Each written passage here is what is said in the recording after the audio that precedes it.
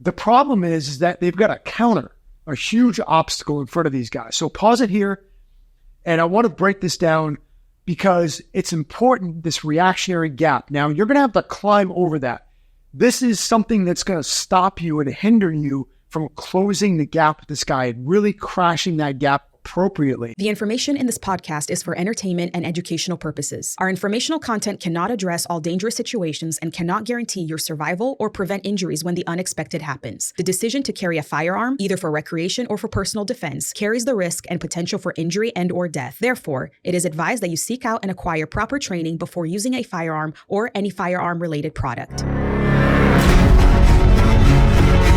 What are some self-defense techniques? What would happen if there was a global internet outage? What should I do if I hear shots ringing out? Or what I should do if there's a major terrorist attack? What should I have? What's the best? What should I do? What does that look like? What would you recommend? Is there anything I could do?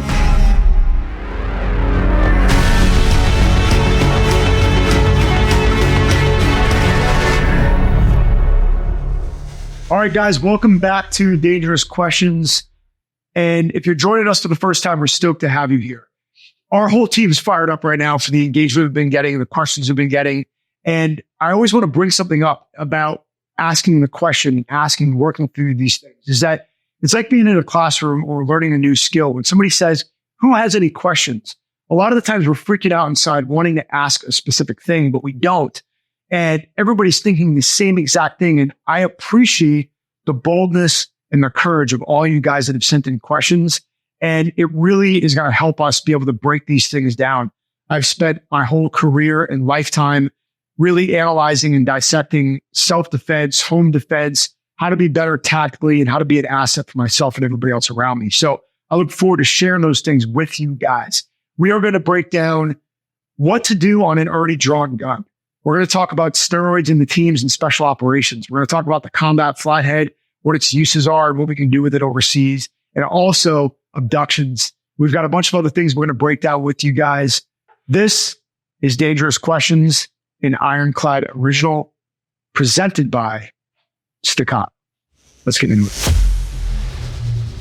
All right, guys, let's dig into our first question, which has to do with abductions. I'm traveling overseas for work in a relatively unstable part of the world where abduction and ransom cases are not uncommon. What is your advice to someone who is abducted by people with violent intentions? Do you have any personal experiences with that?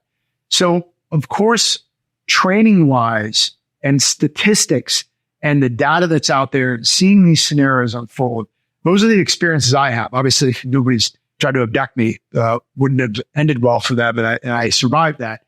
But for you guys, I want the one word that we focus on right away is the abduction piece. And if I say one thing to you guys and the video cuts out, it's that fighting for your life is everything in that moment, regardless of the scenario. And I'm going to explain why. Statistically, and you guys can look this up, you guys can research it all you want, but when that initial interaction happens, so that initial abduction, or scenario, whatever it may be, occurs, there's typically a 97% survival rate if the person fights and does something to mitigate or get away or whatever the case is. We can talk about tactics in a second. If they get taken to a secondary location, that percentage plummets. I mean, very significantly. I can sit here and say it's 20%, 30%, but it drops. We know that for a fact. Why?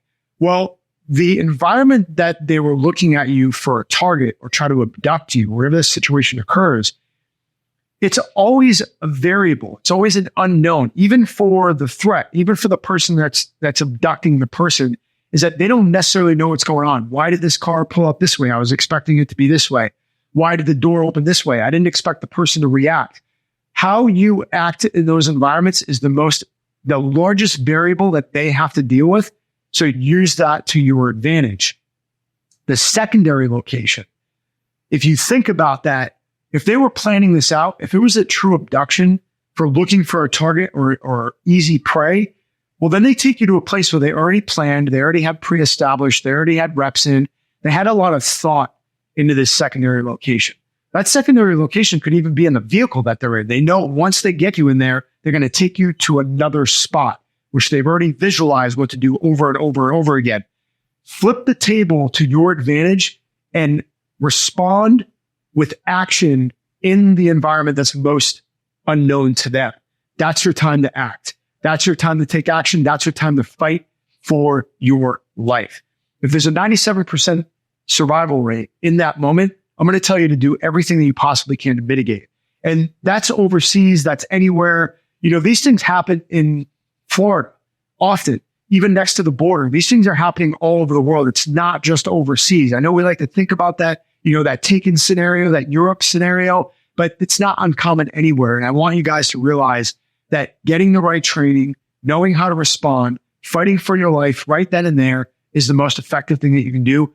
Do not let yourself get taken to a secondary location.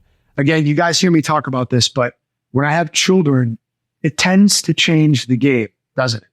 And that's just about everything. I could draw a visual right now to say, if I turned around and I saw one of my kids get pulled into a van right away and they got swept off, right? Forget about what I'm going to do in that case. But if I all of a sudden go to get in my car and then a guy's holding the gun to my head saying, let's go, you're coming with me too, and it's part of the same crew, that's probably one of the only scenarios that I can at least think of off the top of my head that I'm like, okay, take me to wherever you just took my child, because I'm willing to risk that secondary location. Aside from that, I really can't come up with another scenario right here and now that's going to be okay for me to go to that secondary location. So just keep that in mind, that I'm encouraging you guys. That's why we train, why we fight, why we visualize these things ahead of time so that we can take advantage of the variable, manipulate it, turn the table to your advantage, and fight for your life. It's a great question. I'm sure there's other variables that are come up like that, but that's my advice to you right here and now. At least apply that. Great question.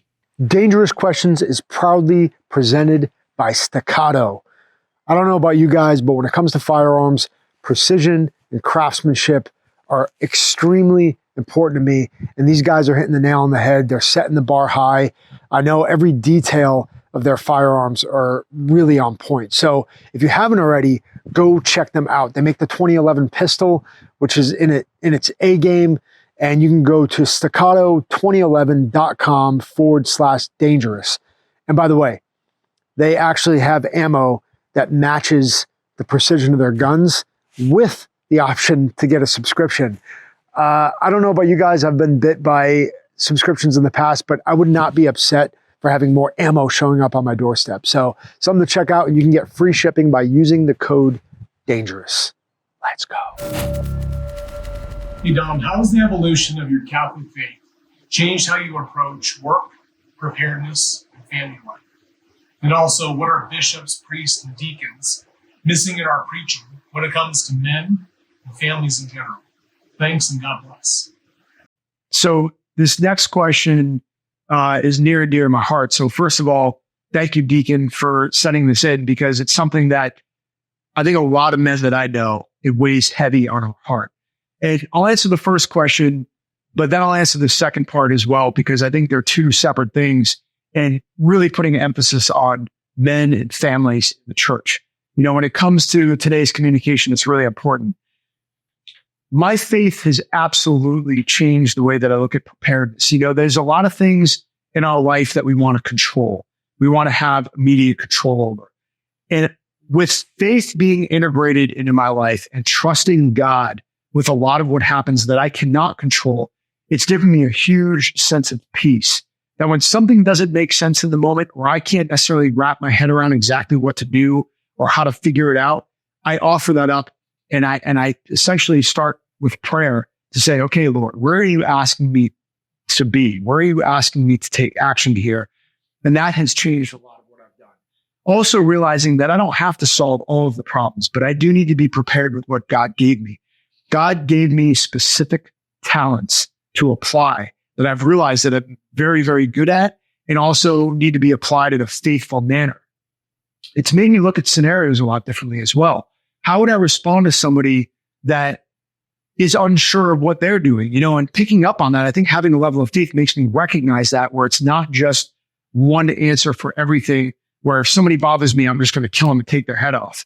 I think that there's a heart and a level of love, an unconditional love, that needs to be applied to every scenario. One thing that I've said to really wrap that up is that I'm going to try to love everybody until they give me a reason not to. If evil presents itself in a physical manner and the lives of the ones that I love are at stake, well, that means that I need to do something about that. You effectively took away my ability to love you in that moment. Now I have to be the obstacle that stands in the breach between you and what I love and whatever evil is presenting itself. So I think that's a huge way that that's presented it to me. The question about what can priests, deacons, and bishops and anybody preaching do to really strengthen the men and the families in this culture and in our church is such an important question. And the first thing that I'm going to say is to be bold and to be courageous. I've seen a lot of guys out there speaking to men and speaking to families, and they're almost unsure of themselves. Like, is this really the truth? Is this really what I believe? And I think that people need to stand up and know for sure that that is true. What you are saying, the church exudes this, the church teaches this, is if we know it's true, why are we wavering on that? Why are we unsure of ourselves? Walk into the room and explain to men and families that they are what's standing in the middle of good and evil in our culture today. The family is under attack, especially the men of the household. We need to be pillars, and they need to be reassured that by the shepherds in the church and in the community that they are being charged to go out and change the world. In the domestic church, in their own families, men need to stand in that gap every single day, and they need to be reminded of that boldly. And we talk about often culturally, there's a lot of pandering going on, trying to appease the culture, make everybody happy, make churches more approachable. It's like, no, everybody out here that I know that are men that truly want to make a difference in their family, we don't want to be sold the music. We don't want to be sold the fancy things, the laser light shows. We want to be told the bold truth so we can go home and live that out. Men need to hear that from you. Men need to be reassured of that on a daily basis, especially when they're attending mass and they're attending church. So the family unit is what's going to hold this culture together. And it all starts with what the parents are doing. And if we need to get back to the basics, honestly, for me, that's where it starts is how are we reminding people how important the sacraments are in our life, how important these basic necessities are in our life, is that we can't hear that from the pulpit enough. So I encourage guys that are in leadership positions to be bold and be courageous and to be able to realize that they're waiting on you to tell them to go out and do what needs to be done, especially in that family church at home. So it's a great question. I mean, there's so much more I want to dive into on this subject, but ultimately it is probably the most important subject to be able to save our culture, our families, and our communities from collapsing. It starts with how the fathers and the parents are raising our children. And if we don't get that from church, where else do we expect to get that from? It certainly isn't the media. It certainly isn't the school systems. We have got to hear that from people that know the truth and live that out every single day. So stay strong. And I appreciate the question so much. I hope guys ask more stuff like that in the future. All right, guys, this segment of Dangerous Questions is brought to you by Mountain Tough. You guys know how important physical fitness is to me. Every single day, no excuses, getting after it. Mountain Tough Plus is a fitness app that's trusted by the dedicated. And I'm talking about guys that are in the military, law enforcement. This app is awesome. It's laid out really well. These guys are putting a lot of effort into it. If you're looking for something and you're on the move and you're traveling that you want at your fingertips, these guys are putting a ton of content on there and it's all access. You guys can use the code DANGEROUS to add 4 weeks to an already 2-week trial, giving you 6 total weeks to test this thing out. Give it a test run and apply it to your life. You'll have something right at your fingertips on your phone every single day. Let's go. All right, this next question is brought to you by Mountain Tough, the fitness app. You guys can check out more details below in the show notes. Let's get to this next question about one of my favorite things to carry, the Combat Flathead.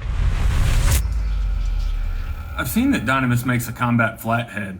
Other than being used by operators as a weapon, what are some of the advantages of having this as part of your kit? And what are some of the other uses in combat scenarios? Thank you. All right, great question. So how are we applying the Combat Flathead on a daily basis? I mean, just to start with the conception of what the Combat Flathead is. When you look at it, it seems pretty simplistic, and that's exactly why we created it, because it was the number one thing that I used overseas. I literally had a Flathead that I carried on my kit, me and Eddie, and we were running in all different types of scenarios, whether it was prying doors open. And you have to think, in today's culture, you've got all these doors throughout everywhere in the States, whether it's a janky lock or it's something that's pretty well put together. You were coming across all different types of scenarios. I would have to punch glass open. I would have to pry things. I would have to shift metal around, pop things open. And it just seemed like it was an endless use for the Flathead. It was the number one thing I was pulling out, either before, during, or after target was secured. It was just endless. And then today I carry it every single day, where I don't know if there's a day that goes by that I don't use it. Once you start implementing it, you realize how useful a Flathead really is. We made this Flathead in order to conceal. That way you had it on you at all times. It wasn't just something you would have to stick in your backpack or it was uncomfortable to carry, because we know how useful it was. So from a standpoint of operations, I mean, you could go down the list. As soon as you visualize something to pry, we were using it for. Even weapons, or working on your helmet, or doing something with the screwdriver, you immediately pulled it out and you're like, okay, I need to change the batteries real quick on my nods, on my EOTech, or I need to pry this lock open. The most simple things would pop up, and they do still on a daily basis. So it's probably one of the most useful things I carry, and it's a great question, but you can apply it to wherever you see fit in your life. And again, you can carry it everywhere. It's just a Flathead, but it's made to be convenient for you guys so you have it on you every single day.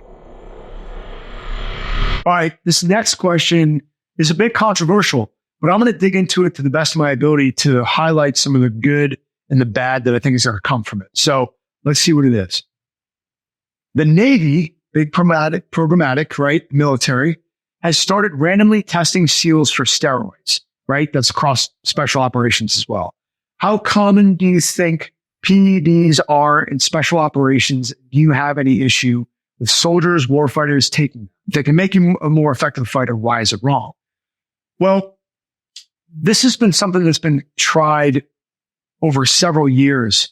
When I say tried, they've tried to push for the approval to do it. Now, there's a whole spectrum of things that can be going on in somebody's life that needs supplemental medication, hormonal replacement, right? And those variables are so wide and so vast that I'm not going to get into all of them. But here's what I know for sure. Even when I saw it, even when I thought it was a good idea at the time, are we crushing the most basic things possible before we even get into that realm of supplementation? And what I mean by that, are guys really getting the sleep they need? Are they getting the nutrition that they need? Are they really getting the attention on their own bodies that they deserve with the right programs before they think about taking the shortcut? And I know for sure that this has long-term effects. So is it good for supplemental use in short bursts? I honestly can't tell you yes.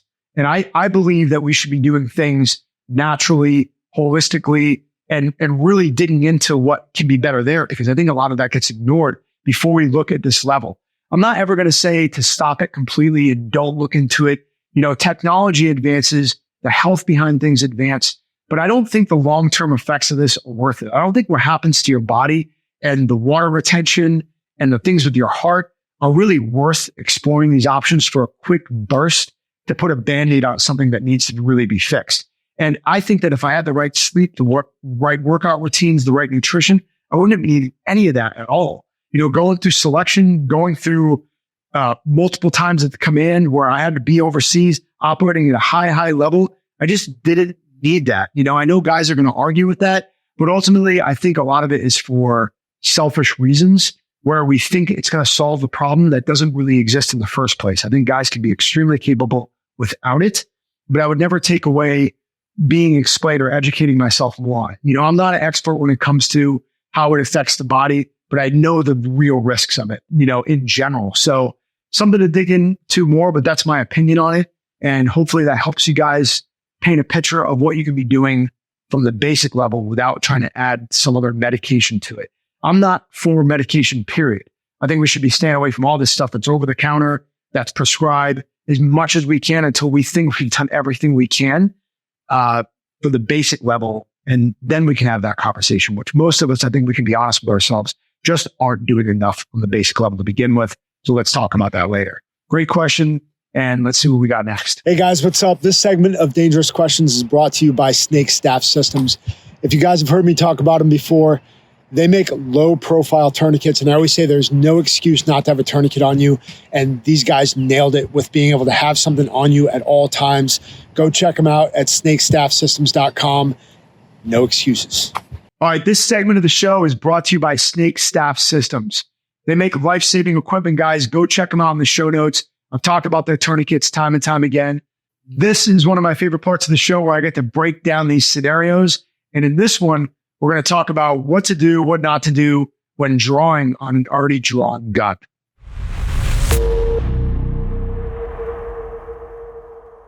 Cash register. One of the hot spots with dealing with threats, dealing with situations, communication.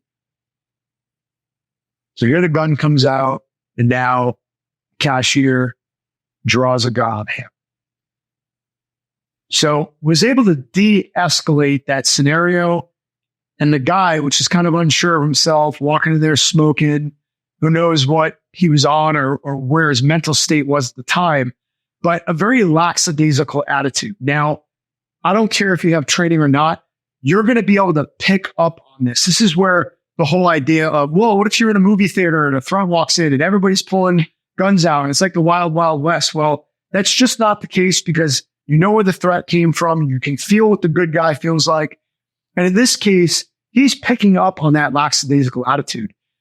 The problem is that they've got a counter, a huge obstacle in front of these guys. So pause it here.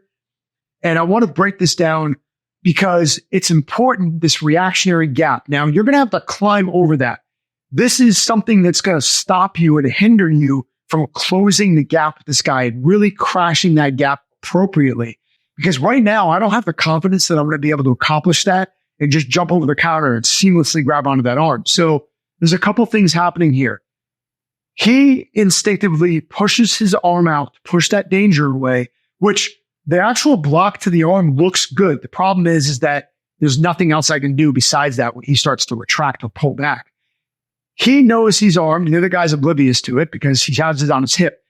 It's that push away danger and it's that reactionary gap. It's also one of our weapon principles. It's also one of our combative principles, weapon side back. So as he pushes away, you see his right hip clear, and then he puts his hand on his gun. Perfect position to be able to conceal my draw, push away danger. Now, the problem is that he's drawing on an already drawn gun. Why did this end up working for him? Because he didn't have a real committed, aggressive attacker. Now, I don't expect you to really figure that variable out right there in the moment. It ended up working out for this guy, but there's a couple of reasons that I'm not going to do that. First of all, if I have to control that limb and I have to get offline of that attack, it's going to be really difficult to do with the cash register away. The other problem is that when he fully drew his gun out, and I want you to go all the way to the point where the cashier's gun is on his face, I want to be at arm's length distance from the bad guy with the gun. I don't want to be putting this in his face. Again, why did it work out? He didn't have a committed attacker, but this is not a great position to be in, right? All that guy has to do in a microsecond is slap his gun away, lift his gun back up and pull the trigger. Now you've got a bullet in your chest and you're bleeding out, waiting for the police to come pick you up off the ground. And there's too much variable added up in the bad guy's favor to draw on that already drawn gun. And again, it's really tough for me to sit here and tell you that because it ended up working out for that guy. And this is where on the X, I will never, ever, ever be able to tell you exactly what to do. Your instincts and on the X calls are going to trump what I'm teaching you every day of the week. Don't ever ignore those. But from a principled standpoint, I don't want to get in a back and forth with this guy that could have just backed up 1 foot and pulled the trigger. Now, what else could he have been picking up on? Was that even a real gun? Is it an airsoft? Did it have an orange tip to it? Did it say Daisy on the side of it? There's other things that I can't calculate. Was the gun out of battery? This is another variable that, oh, I see the gun in his hand and this is where training comes into play. If I can't articulate or I can't really understand what I'm seeing, well, then I don't have the proper training. But in a microsecond, from the training that I have, I can say, okay, that gun's out of battery. It's not loaded. It doesn't even have a magazine in it, or it's on safe. There's a bunch of things I can pick up on that are going to allow me to get to that point. What would that be? Well, okay, that thing says Daisy on the side of it. Well, then am I really worried about, a pellet or a BB? I could. It could turn really bad really quick. Whether I get shot in the eye or the eye line or the neck, that could still be bad, but it's also a variable that I'm taking into consideration. Maybe the gun's out of battery, or I know he's going to do a malfunction drill now, where I could seamlessly draw and take a shot if I needed to. These are things to consider. They're really important dynamics to control and understand. I think at this point, for me, I would have tried to at least figure out what this guy wanted. We're going to see other videos like this in the future where it's like, if that guy came for cash, was it worth going through that back and forth, increasing the variable to a point where I could have got shot and he could have just stepped away to just give the guy what he wanted and make him walk away? Now, I'm already armed at this point, so it might be in the position where I give that guy a bunch of cash, but I'm shielding my firearm. Or maybe he knew the gig was up already and he sensed something that the guy picked up on his firearm as well, where the gig's up now, I kind of have to draw or he's going to pull the trigger.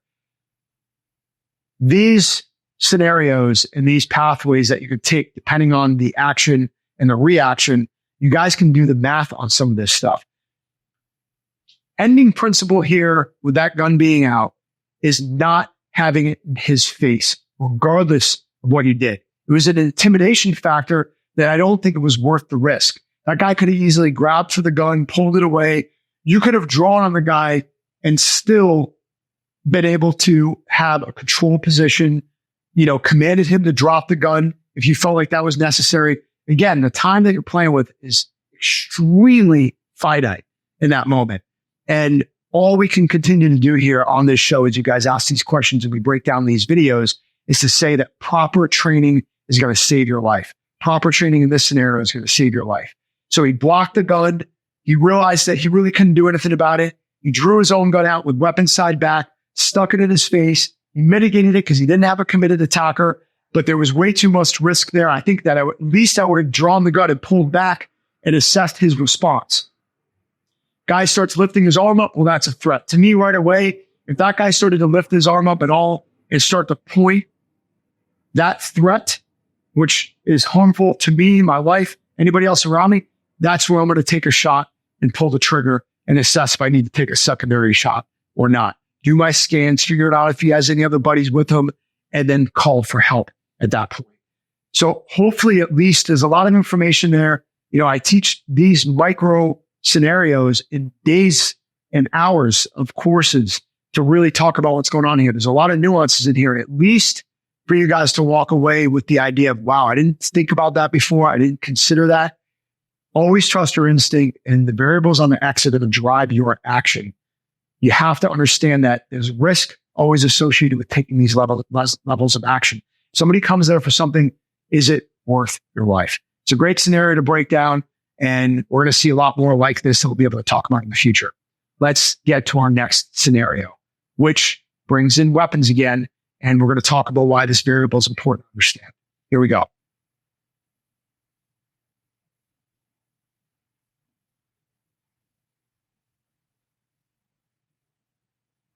So again, your instincts on the X.